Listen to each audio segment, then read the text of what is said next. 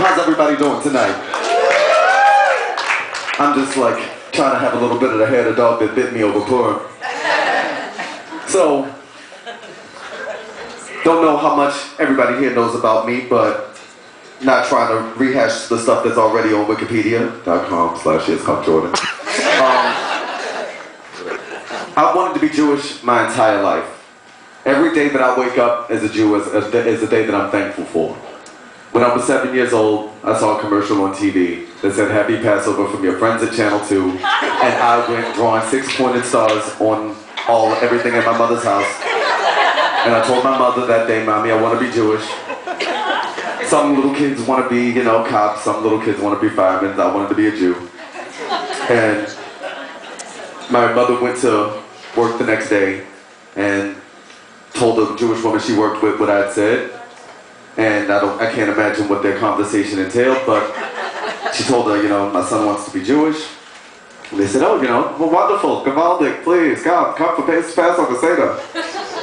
And they invited me, and they thought for some reason, like, obviously there's no way that I could know what was going on, so they didn't give me a Haggadah.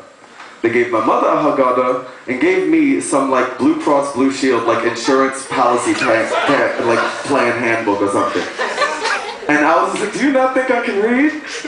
And my mother would give me her Haggadah, and I took the yarmulke that they gave me that night, which said, Bar Mitzvah of Ira, whoever, from like 1951, satin style, cone heads, and that Saturday Night Live represent. So they gave me that, I wore that, and I thought it was my magic hat. You couldn't take it off of me, and I used to pin it to my head with like 5, 6, 7, 8 bobby pins, trying to always make sure I had my magic hat on. There was a defining time that I could say that I had a religious experience when I was 7 years old, and then I had my magic hat and the Haggadah that I'd gotten from that first Passover Seder, and I stood outside and I recited the words of the Kiddush, just the transliterated version that was in the back of the Maxwell House Haggadah, and I started reading in the same tune that I had heard on my grandmother wanted to be Jewish her whole life, so when she found out that I was going to a Passover Seder, she says, all right, you're going to have to ask 4 questions. Don't mess this up. This is how you say it. This is how you say it in Hebrew. So, and she gave me a record called Jewish Children Sing or something. And it had like the text of the Kiddush being read by some like old Israeli woman. Yom Hashishi v'yechulu hashamayim v'ha'aretz v'chol tziva'am. So that's how I would read it the next day on the bus stop as I was waiting for the school bus going to school. The clouds parted. A beam of sunshine came down and hit me, and hit only me. And that sunshine, the clouds would eventually part, and the sun would come out. And that was my first sign of, all right, when you pray as a Jew, you are interacting with God. You say something, He'll respond. But that first idea of, that the guy not giving me the Haggadah, that type of thing would keep happening to me.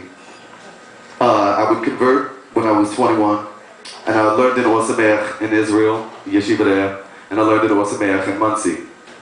And once I was at the Rosh Yeshiva's house, and I had worked on this discourse on a piece of Talmud that I'd been learning for weeks and weeks, and I had all the commentaries in order, and I had all the commentaries in order because I was able to quote everything inside in Aramaic and then translate it to English and back again. So I get up and I start to quote from the Mishnah, and the word Hare comes up. Hare in Aramaic, your average biblical translator will say behold is what it means. Who in the hell uses the word behold?